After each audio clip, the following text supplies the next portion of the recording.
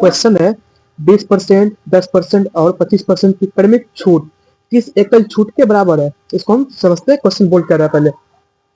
मान लीजिए कोई हम सामान खरीदने गए, उस पर हमको 3 लाख का डिस्काउंट मिल रहा है, एक 20% का और 10% का, फिर 25% का। तो क्वेश्चन से पूछ रहा है टोटल इतना डिस्काउंट मिलने के बाद टोटल उसका डिस्काउंट कितना होगा।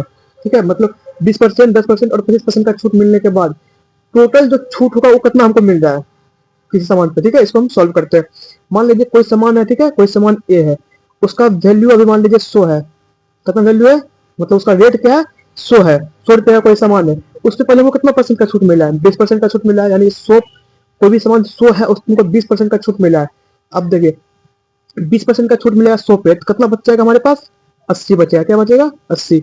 मतलब 100 पे अगर हमको 20 का छूट मिल गया, ठीक है, 100 पे हमको 20 का छूट मिला तो हमारे पास कितना बचा, 80 बचा। 20% का छूट मिला इस पे, 80 बचा। ठीक है, अब बचा 20% का छूट इस पे, ये 100 पे मिल गया है, 80 बचा। अब 80 पे हमको 10% का छूट और मिलेगा।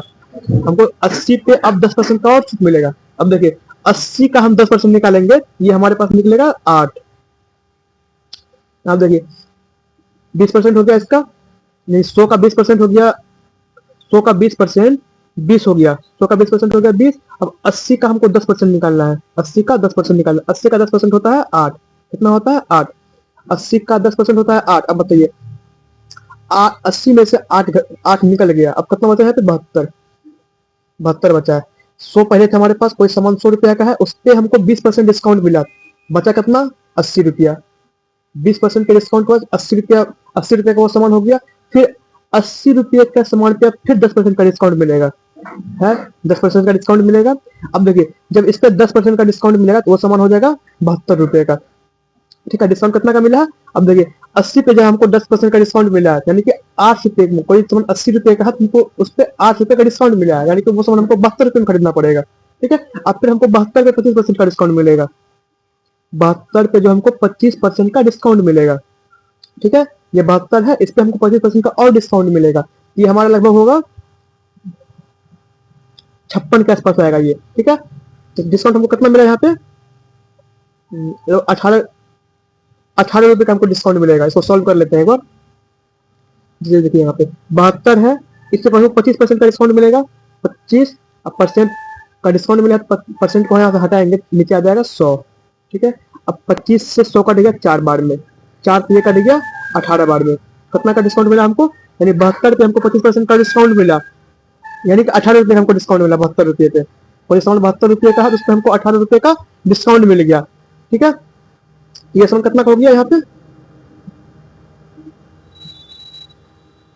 56 रुपये का। ठीक है, यहाँ 56 में 54 मिलेगा, कितना का मिलेगा, यानी 72 में से 18 घटाएंगे, 12 में से 8 जाएगा 4, यहाँ बचाएगा 6, 6 में से 1 जाएगा 5। कितना का हमको मिला, मतलब कोई सामान हम मान लीजिए 100 रुपये का किसी का एमआरपी होगा, उस पर हमको 20% का छूट मिला, फिर 10% का छूट मिला, फिर 25% का छूट मिला, तो वो सामान हमको 54 रुपये में मिलेगा। इतना तीनों छूट मिलने के बाद 20%, 10% और 25% का छूट मिलने के बाद वो सामान हमको 54 रुपये में मिलेगा। ठीक है, अब देखिए ये तो सामान हमको 54 रुपये में मिला है, हमसे यहाँ क्या पूछा, कितना छूट मिला टोटल। अब देखिए यहाँ पे, यहाँ मिला 20 रुपये का छूट, यहाँ मिला 8 रुपये का छूट, यहाँ मिला 18 रुपये का छूट। ठीक है, इसको हम जोड़ देते हैं, ये हमको छूट मिला, ये हमसे पूछ रहा है कितना छूट मिला है, किस एकल छूट के बराबर है। इसको हम जोड़ देंगे तो हमारा छूट निकल जाएगा, इतना हमको छूट मिला है। तो 20 प्लस 8 28, 28 प्लस 18 कितना हो जाएगा, लगभग 46 हो जाएगा। 28 प्लस 18 46 हो जाएगा, यानी कि हमको 46% का डिस्काउंट मिला है। ठीक है, कोई सामान हमारे पास 100 रुपये का है, तो उसमें हमको 46% का डिस्काउंट मिल गया है। ठीक है, इस इस सवाल को हम दूसरे तरीके से बना सकते हैं। कैसे, मान लेते हैं कोई वस्तु जो है 100 रुपये का है, कितना का है, 100 रुपया है, उस पर हमको मान लीजिए 20% का छूट मिला है। ठीक है, पहले 20% का छूट मिला है।